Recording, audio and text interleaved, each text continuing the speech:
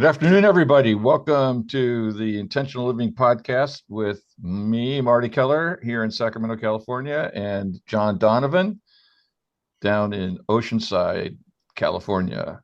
Good afternoon, John. Hey Marty, how you doing? I'm doing good. Well, How are good. you? I'm doing well. Yeah, I'm struggling. I got both feet firmly planted in the struggle, and I know it. So I'm doing well. There we go. So, welcome to our viewers. This is the podcast that we take a look at breaking behavior or patterns of behavior that I say I don't want, and nonetheless continue to manifest to show up. In this podcast, we examine and uncover subconscious obstacles to what we do want. We learn to befriend those obstacles to make them allies in manifesting the life we want to live. So when we talk about manifesting, breaking behavior patterns that we of things we say we don't want and they happen anyway, uh, here's one way to think of that. Have you ever hurt someone you loved and later regretted it and then hurt them again in the same way? Have you ever realized in the middle of an argument that you were on the wrong side, but you continued to argue that side anyway? Or have you ever known that you were about to do or say something that you knew you'd regret? Maybe even heard a voice in your head specifically saying, "Don't say that, don't do that," and you did it anyway. Mhm. So what we're Yeah. talking about is that behavior that comes from those compulsive either voices or feelings or both that lead us to do things that our conscious mind goes, no, I don't want to be doing that. Or it can be the other way around. Our conscious mind could say, do this, and we don't do it. Take this step, and we don't do it. So Yeah. Like it's time to exercise. I'll do it tomorrow. exactly, exactly that kind of thing. So, Yeah. and this is a very human thing. We're all subject to this truth, this reality, this psycho spiritual inner dynamic, and there's ways to be addressing it and maybe find ways that we don't feel that we're prisoners of these disembodied voices in our head, but we actually become cooperative with them. And so that's what we do here on the Intentional Living Podcast. It we've been doing this. We're going to come up on our sixth anniversary in June, so we've been doing this quite some time. And what we've been engaged in over the past couple of months is taking a look at what we call the accountability practice principles. These are a series of thoughts, injunctions, observations that are useful as we work on making these changes in our lives to help get insights into ourselves, insights into the practice, insights even into the universal energies that are available to us to help us do what we want, create what we want consciously. And last week, let me just bring up the principles. And while I'm doing that, John, any thoughts or observations from you on what we're up to? Um, yeah, we're talking about principles that are have shock value. Like like the issue you bring it up or the issue you create is never the issue, it's never the real issue. And people will say, well, yeah, you just come home, I'll introduce you to my husband or my wife or I'll show you that the issue is the issue. And we talk about um, perception and how we project out, and um, we're addressing a condition that's been fine-tuned from the beginning of time, our survival mechanism, and how that works with misinformation. And the misinformation we specifically point out is family of origin dysfunction, unresolved childhood trauma that filters how we perceive the world and what's happening. So this is about getting some clarity about how I perceive things, how that filter works. If I was in a family where I was ridiculed and humiliated and had no recourse, as an adult, I'm on high alert for any hint of ridicule or humiliation, or I subconsciously use ridicule and humiliation either on myself or the people around me, and it's coming from my subconscious, so I'm not really aware of the impact that that behavior has. So this is about ferreting out subconscious obstacles, and Gabor Mate clearly said, and I agree, that any condition you find yourself in today that's discordant, whether it's addiction, compulsive behaviors, mental health issue, is a result of unresolved complex post-traumatic stress. And the post-traumatic stress is usually held in the memory in the form of a frequency or a feeling tone. And then when something happens in the current reality that resonates with that, I'll talk about myself now, I would go into a reactive mode, and either leave or attack, fight, flight, freeze, please, and then try to like figure out, why did I do that again? And so we're explaining that the best we can over these podcasts, and a lot of it sounds repetitive, and I just want to like offer that this is repetitive, to get through to, for my healing, repetitive work for me. Somebody would tell me something early in my recovery, and I go, "Oh yeah, thank you," and then I'd hear it a couple years later, and I'd go, "Oh, what? Why didn't you tell me that?" It's like it just didn't get in. Or if you experience reading a book, setting it down, and then picking it up again, and it's like you're reading a whole different book. There's like, where did all this stuff come from? And that new stuff is a result of whatever attention you've been paying to yourself or recovery process that you've been in. So so we're going to go through these principles, which hopefully engage people in dialogue, whether it's conflictual dialogue, like I don't see what you're talking about, or explain that to me. I've had more than one person say to me, cut the psychobabble bullshit, just tell me. And I'm doing the best, and we are doing the best we can to make it clear and concise, that it's like those three things. If I ever hurt somebody I loved, regretted it, and then did it again, usually in the same way. Well, what? Okay, we're going to ferret that out. And we ferret it out by Marty and I do that by the dialogue that we have on this podcast. And hopefully somebody gets curious about what we're doing, maybe comes to one of the meetings and engages in their recovery at this level with the information we have. So can't say fairer than that. Okay.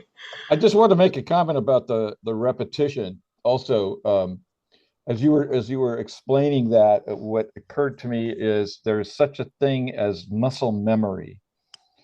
And Yeah. so, for example, a basketball player will stand at the hoop and shoot free throws over and over and over again, so that his body or her body is just naturally feeling getting the right energy, the right dynamic, the right motion, the right resistance, the right flow to make the free throws in a game setting. Yeah. And that appears to us to be mostly focused on the musculature and the nervous system of the body, but it's also in the mind. The mind is actually allowing itself to become conformed to the appropriate motion. Mm-hmm. And so it's true for me in recovery that there's a similar muscle memory in creating and working on new intentions. Yes. And so for me, the repetition serves a double purpose. It serves the purpose that you discussed, and it also helps. It's like The muscle is my subconscious. Yeah. My subconscious mind got its original muscle memory from that unresolved childhood trauma. Right. And when we say complex post-traumatic stress disorder, we're talking about what I like to call it. It's the childhood trauma of 1,000 paper cuts. It Yeah. happened over and over and over again. It wasn't major. It wasn't necessarily life-threatening. It wasn't it just hurt the little kid in a way that he or she just couldn't give voice to, and therefore it just accumulated. The Yeah. impact of the hurt accumulated and Yeah. became psychological muscle memory. Mm-hmm. And we're in the process of creating a whole new memory, as it were, in the Right. subconscious. So um, oftentimes, and the reason I say this, John, is that oftentimes people who come to meetings chafe, understandably, at the repetition or at being asked to say the same thing over and over again. Um, and I just always use the example of athletic training. It's like, well, Mm-hmm. that's how we do it. When we want to become a good tennis player, we want to become a good baseball player, we even want to become a good ping pong player. We want to practice the same movements over and over and over again until they just become part of our subconscious uh, mind map. Right. So Exactly. just something to consider in terms of Mm-hmm. that repetition. Okay. Um, Good. Go ahead. No, I'm good. I'm Okay. ready to So get moving. we've for those of you who might be joining us for the first time, or you've only come in here a couple of times, we have gone through and done a podcast on each one of these bullet pointed principles, so starting I'm always getting what I want, and most all the way down to most recently we did healing is contagious. And so those are all on our YouTube channel. I think we did the first one back in November. So we've been working through these over the course of the last 2 or 3 months, and we're almost there, John. We're Mm-hmm. almost we're almost complete, and gosh knows we may come up with a few new ones before we complete. Um, this started out, for those of you who like history, this started out as only 6. So the first 6 bullet points were the ones that we used for a while. Then we kept learning new stuff and having insights, and we just started adding more and more. So today we want to talk about the more conscious we are of what we choose, the more powerful the choice. Yeah. The more conscious we are of what we choose, the more powerful the choice. And next week we'll pick up the every thought has a corresponding body sensation. So um, when you read or when you hear or when you say the more conscious we are of what we choose, the more powerful the choice. What comes up for you? As I'm speaking, make me co-host. Okay. Yeah, you are. Oh, I am. Okay. So I'm going to bring up, um, actually, I'm going to talk while I'm bringing up everything we do, including the reactive response, is a choice. Now, again, I'm going to talk about me. Before I got into recovery, I didn't know that. Nor did I I. thought, yeah, okay, yeah, okay. So I thought if you did that, you made me do this. Right. Or if I did that and it was wrong, you didn't give me enough information. I wouldn't own the choice. And it's reasonable that the subconscious, coming from the subconscious, it's reasonable that I don't, the choice happens so quickly, like in a reflex, like driving a car. Somebody gets in your way and you avoid, you hit the steering wheel a little bit or you tap the brake, and you do that before your conscious mind registers you're doing that. So I do a violence cessation class, and where we talk about the reactive response, which could be at for people, when I say violence, most people go to physical. So if I hit somebody, that's physically violent. Okay. Um, and everybody can see that that's what happened. But we break it down to emotional, verbal, and what the traditional therapeutic community calls psychological violence. And then own the choice, which makes no sense. Let me bring up. I'm going to share and bring up the accountability tree, and the the more conscious we are of the choice, the more powerful the choice is. Okay,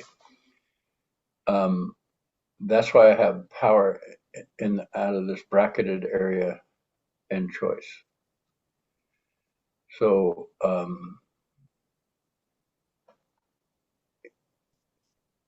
in the statement, I made the choice to argue with you. I made the choice to attack you. I made the choice to run out the door.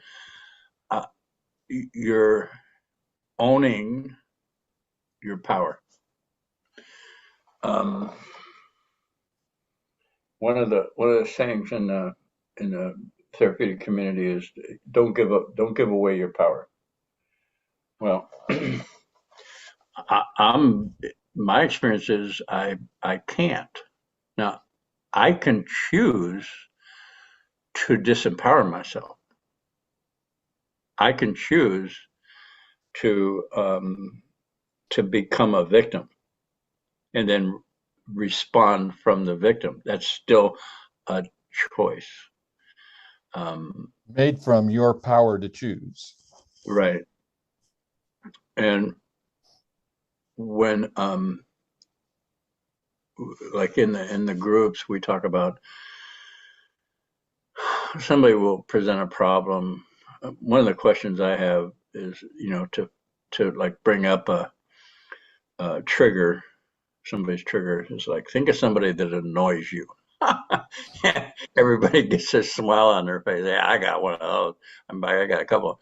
Okay, now tell me about that person. And this is one of the constants we have is own your projections, or what you see on the outside is true for you on the inside. I'm not sure how that fits in with its word for word. And then like that person's rude. Well, okay, that's a projection, and we have them own it. I am rude. Take a deep breath, and that truth resonates with a trauma that motivated the behavior choice to be rude. Only I don't think I'm rude. I'm projecting it on. I'm a nice guy. So my discordant behavior is actually hidden from me. So when I own my projection, I'm getting it that from my unresolved trauma trigger, I I act in ways that are not only rude but arrogant and maybe even entitled or mean. Oh, and that's a choice. I'm no, I'm a nice guy. Just don't mess with me. Well, if I'm a nice guy, I don't have to say number one that I'm a nice guy. Everybody knows it, and I don't have to say don't mess with me. That's what nice guys don't say that. Mean people say that. Arrogant people say that. So if I get that I'm choosing to be arrogant based on unresolved childhood trauma, the arrogance is in alignment with the unresolved trauma. If the people closest to me hurt me, then it would be reasonable as an adult. I would like to keep people at a distance. So, what's one of the ways that would manifest from me? Arrogance, entitlement, mean. And that is a choice. And that sounds, it may sound ridiculous to you, and it works. It keeps people away, which is believing and being motivated from the unresolved trauma. So when I say the more conscious the choice, if I get it that I'm choosing, oh, I can choose something different. Like, let's say I'm mean. If I get, okay, yeah, that was me. I was rude. Oh, I intend to be gracious. That's a choice that I'm choosing to be gracious, where before I would choose arrogance, aloofness, leaving, punching. Oh, I can choose gracious, and it would manifest differently in my behavior. I don't know if that was more confusing than clarifying. Let's see where this goes. So what I hear, uh, what I want to point out is that until I become aware of those hidden beliefs, hidden motivations, hidden psychodynamics, Yep, all of my choices are unconscious. correct. And that's part of what we're talking about here is to make the choice conscious. So how do I Yep. do that? Well, the accountability tree that you just had up there is one way to do that. It's to note when I'm feeling something discordant, something unhappy, something angering, something that generates fear that's not commensurate to whatever's actually happening in the moment. Correct. So, you know, somebody, Donald Trump, and I just fly off the handle and get enraged. Well, Donald Trump's not in the room and there's nothing for me to actually get enraged. It's something inside of me that's Right. feeling that feeling. Correct. So that's that becomes a signpost. So the first thing is I'm just aware that I'm having a feeling, Mm-hmm. whereas in the past I just be enraged and go off on it and whatever would happen would happen.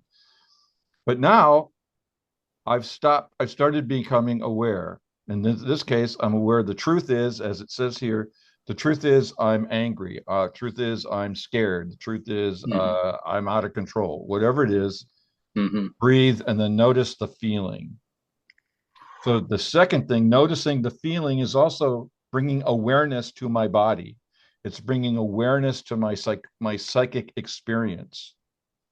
So Mm-hmm. now conscious. I'm conscious that first of all I got conscious that something was bugging me, and then I got conscious of the feeling that was manifesting itself that I said was bugging me. Mm-hmm. And then once I become conscious of that, I can become conscious of the fact that this was a choice and I have other choices. Yes. And so what do I want? And whatever it is I want, I then formalize by saying it as an intention. I intend to be at peace. I intend to be at ease. I intend to live a judgment-free life, whatever it is. So Mm-hmm. all of those things are I try to describe it as a movement from the darkness of the subconscious to the light of full awareness. Yeah. And that once I'm aware, then I can deepen my awareness. Next time that happens, I can go to the tree much more quickly, much more freely, much more consciously, Mm-hmm. and notice maybe next time I'll notice something else that's going on in my feeling body. Mm-hmm. So for me, that the way you have the setup of choice on the one side and power on the other side is from awareness, conscious. The more conscious I am of my choices, the more powerful the choice. Yeah. And you brought up somebody who irritates, agitates, otherwise annoying. It doesn't necessarily have to be Trump, but anything that is irritating, agitating, otherwise annoying. And when you project onto that, like arrogant. Okay. And then have issues, want it to be different. It's like you're spending your energy on something outside of you. Now, um, what we offer, teach, is that if you're in your center and there's no childhood trauma and you see somebody and you go, oh, he's arrogant, and then you move to proaction, your well-being, there's nothing wrong. That's life. That's how it works. That's being proactive. In family of origin dysfunction, childhood trauma, we don't learn how to be proactive. We learn how to make that person change. Like, oh my God, we got to do something about this. This is a very day. Instead of, oh, what is it I want to manifest in my life? What am so we get stuck in this, if you want a conspiracy theory, this back and forth instead of being proactive in my family, my community, my region, where I'm bringing what I say I want to be, want the community to be. I just, Gandhi's term, be the change you wish to see. Instead of engaging in this go nowhere, you're wrong, no, you're wrong, no, you're wrong, no, you're wrong. Nice deep breath. Um, and being proactive. Power, but proactive. I called the mission here in North County, San Diego, and am in conversations with them about bringing one of my classes to the homeless people if it would fit in their dialogue. I do free groups on Saturday talking about empowering yourself and living an authentic life. That's my way of addressing, instead of fighting something, I'm for everybody living in an authentic place. Um, so that's the end result for me. On that tree at the bottom, it had freedom. Freedom from what? Freedom from entanglement. Freedom from engaging in go nowhere arguments. Freedom to express. Freedom to be of service. Okay, so. Freedom from trauma, freedom from Mm-hmm. compulsion, Mm-hmm. all of those things that, again, go back to the subconscious um, realm Wounding. of Right. unhealed trauma. Mm-hmm. Yep. Yeah. And Yeah. uh, and again, the part of the brilliance, I think, of the accountability tree practice is that it shines a light on how to become conscious. In fact, when I first started doing this work with you 15 years ago, I had no idea of the subconscious. I mean, I heard the term. I'd taken Yeah. psychology courses in university and so forth, but I Mm-hmm. heard of Jung, I heard Yep. of Freud, I heard the subconscious, the unconscious, all those things, but I had no practical relationship with it. Correct. And so, what the accountability practice, the very first thing you did in, whenever it was my first turn on the hot seat in a group process, Yeah. was to invite me to um, become aware of the power of the subconscious. And what you taught me is that the most powerful way to that is through the feeling body. Mm-hmm. And we talked a couple of weeks ago about trust the body, and Yep. we did two podcasts on that, and we certainly will never exhaust the insights of that injunction. But Mm-hmm. what I learned is that because the wounded child, cannot really communicate with adult words, it can only communicate with raw feeling. Correct. That if I could learn to sit with that feeling, that in my old practice, I would try to get rid of, try to change, try to smother, try to flee from. Mm-hmm. If I could just sit with it, becoming conscious, Yep. that I entered into a power center that I didn't realize existed. And Correct. that And that until that moment, the power was all in service of the subconscious. Correct. Once I became awake to, I was feeling this anger, I was feeling this rage, I was feeling this fear because of something deep down in my subconscious mind. It was like a light bulb going off. And once that light bulb goes off, it's no longer in the subconscious, it's in the conscious. It's been Correct. brought up into the conscious where it can be worked with. Right.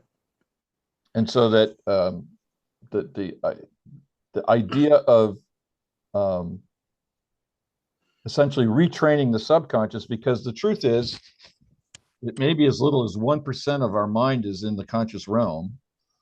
Mm-hmm. So I can't be conscious of that all that much that's actually within me, within not just my body, but in my psyche. Um, so a lot of what we're doing is retraining that subconscious, as I said earlier, so Yeah. that the material in there is in alignment with what my new conscious choices are. Yes. As I've done the accountability practice and begun to see things in that subconscious that I had no idea were there before. Correct. If I, you can tell about what's in there by the results. Okay. If I find myself talking to somebody or people and I keep getting the feedback that I've got an arrogant tinge to myself, and I go, no, I'm not arrogant. I'm just helpful. I'm just like you asked me how to do that, and I'm telling you, and now you don't want to listen to me. Well, that's arrogant. But until I own that, I didn't believe I was arrogant. I took it to the tree. I'm arrogant, blame free, judgment free. Just took the breath, and I go, oh my God, a feeling tone happened that validated, oh my God, John, you are fucking arrogant. Nice deep breath. Oh, wow. I intend to be gracious. I intend to hold myself in high regard. I intend to forgive myself. And that that motivation for the subconscious arrogance to manifest shifted, and I started manifesting differently. Um, what do I manifested as a person who holds himself in high regard or is gracious. And if I hadn't got to the truth, arrogant, the arrogance would have kept coming out sideways. And I would have wondered, like, I heard somebody regret it and then do it again. It's like, why am I doing that? Well, you got some stuff in there that's motivating you to do it. It doesn't matter why. It's unhealed trauma. The way to heal the trauma is to own the truth. And a lot of times when I first started this, I needed somebody else to mirror for me what that truth was. One of the things, I was in a workshop one time and we were given feedback, and this one person said to me, "You're a womanizer." And I'm like, "What? No, I like women." And it's like, oh my God.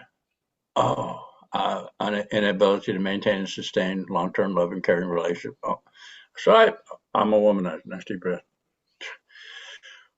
I intend to be gracious. I intend to be kind. I intend to have a long-term loving, caring relationship. And things started shifting. So sometimes bringing the subconscious into consciousness is terrifying. Well, why do you think so few of us do it? Yeah. It's like, oh my But God, it's really? terrifying. Would you be willing to consider it's terrifying to a wounded child? It's not necessarily terrifying to a mature adult. Correct. Yeah. And that's the And distinction that I couldn't make when I first started this because I had no idea of the power of that unhealed trauma in my right. psyche. And Yeah. so I couldn't bring adult consciousness to it because I was equally unaware of that. Correct. So what we do in this process is we not only uncover the unhealed trauma, but we develop the power to be forgiving, to be Yeah. gracious, Mhm. that's part of that conscious choice Yes.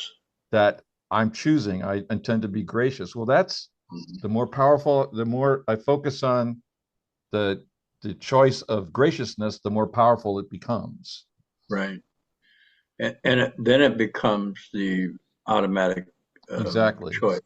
And you just people go, oh, well, how do you stay so calm, or how do you be so nice, or how does it? Why do I feel safe around you? All that stuff is just it manifests.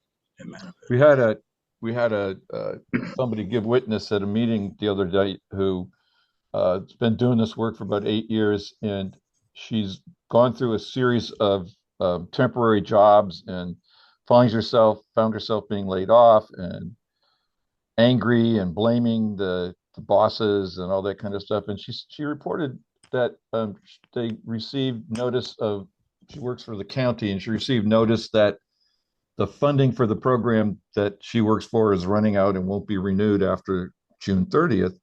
And she said, for the first time in my life, I went, oh, okay, well, here's an opportunity to do something different. And she said, where did that come from? Yeah. Yeah. And And she you, said, just and like, she, exactly. And yeah. she chose to make that awareness Yep. that she had a different awareness, a different experience than she'd ever had before in a similar situation. She could make that awareness something to celebrate. And she said 3 or 4 times, I'm just proud of myself for creating a different awareness. There. Yeah. And this is what we're talking about. Yes. Well, we're coming to the end of our time together. Any last minute thoughts, John? No, I'm looking forward to the next time. Okay. Do this again. Talk about it again. Okay. Yeah. Well, as you mentioned earlier, we do this work in groups, and there are 4 intentional living meetings a week and different days, different times. They're all on Zoom, and the information on how to join us and when they are was at the beginning of the podcast, and we'll repeat it at the end of the podcast. So, if you'd like to come and see how this process works in action, um, please feel free to join us. We'd love to have you. And with that, I'll say goodbye, and we'll talk next week. You got it, Marty. Thank you. Thank you.